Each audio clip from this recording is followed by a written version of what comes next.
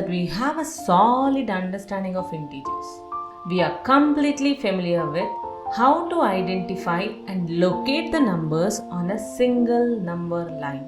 If I asked you to find plus 3 or minus 4, you know exactly in which direction to move. Like, to locate plus 3, we need to take the right hand direction.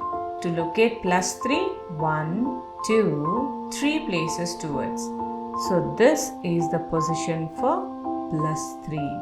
Similarly, to locate negative 4, we need to take the left hand direction, isn't it? That is 1, 2, 3, 4. This is where minus 4 is located.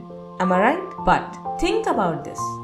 A number line only gives us one dimension, either left or right, either up or down, isn't it? It works perfectly if you are tracking a train moving along a single track. But what if a bird flies into the sky?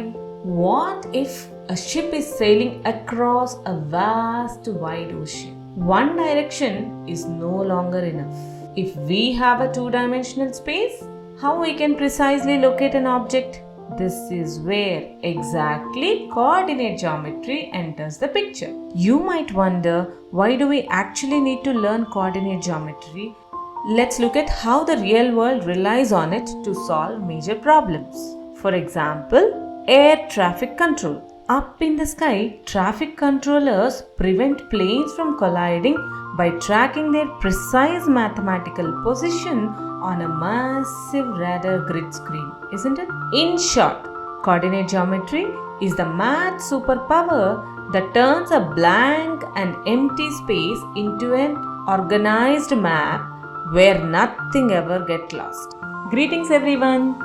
Welcome back to our session. I'm Praveena P. Now that we understand why this concept is such a superpower, let's dive straight into the beautiful world of coordinate geometry. To build our map, we start by taking two integer number lines and crossing them perpendicular to each other right at the zeros. The horizontal number line is called the x-axis. The vertical number line is called the y-axis. The magical point where they cross is called origin. Now, let's observe how the values change when we move across this grid. Notice the pattern carefully. As we move towards the right along the x-axis, the values becomes plus 1, plus 2, plus 3, plus 4 and so on. So they are all positive, isn't it? As we move to the left of 0, the values becomes negative 1, negative 2, negative 3, negative 4 and so on. So these values are negative values. On right side, positive values. Similarly, if you climb up the y-axis, the numbers are positive. And if you go down, they are negative. Because these two lines cross, they divide our entire screen into 4 distinct regions called quadrants. Let's observe how the sign of x and y systematically change in each one. Shall we start? Here, observe the quadrant 1, the top right part of this grid. Both the values of x and y are positive, isn't it? So here x is positive, even y is positive. Now, let's move on to quadrant 2, the top left of this grid. We moved left but up. When we move left, x values are negative. When we move up, y values are positive. Clear? Now let's move on to quadrant 3, that is bottom left. Here, we moved left and down. So, as we are moving left, x values are negative. We are moving down, y values are also negative. So, this quadrant gives us negative and negative values of x and y.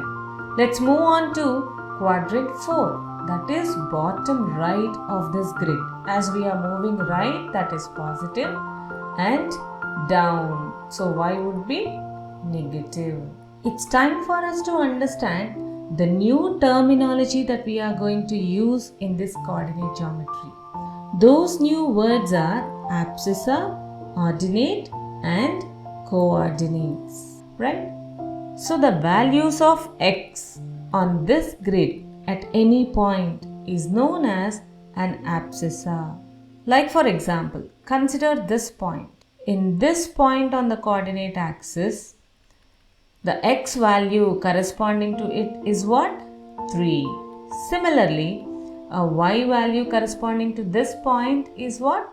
4. So the x value of this point in the coordinate axis is named as abscissa, and the ordinate, the y value of this particular point is named as ordinate. So what we understood?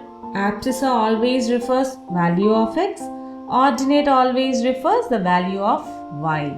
Here we need to observe one more interesting fact, that is, if you consider a point P, the coordinates of, so both x and y together we can call them as a coordinates. So the coordinates of a point Q are what? 3 and 4. Similarly, what are the coordinates of point P? The x value refers -4 and y value refers 3, isn't it? As we discussed previously in the quadrant 2, x values are negative, y values are positive. Perfect. Now, here, how can we understand this -4? The abscissa value is always the perpendicular distance. What is this? This is the perpendicular distance from the y-axis. Similarly, ordinate is the perpendicular distance from the x-axis. With the help of this coordinate axis, we can easily able to locate the points in the two-dimensional plane.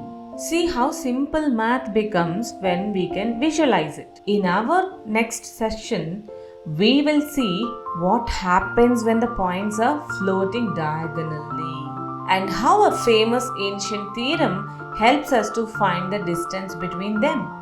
Hope you are clear with today's explanation.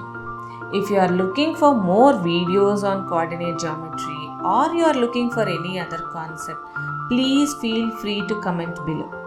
I will try to cover in the upcoming session. If this video helped you visualize coordinate geometry clearly, make sure to hit the like button, subscribe to Excellence in Math and share this video with your classmates and friends. I will see you in the next session. Thank you. Jai Hind.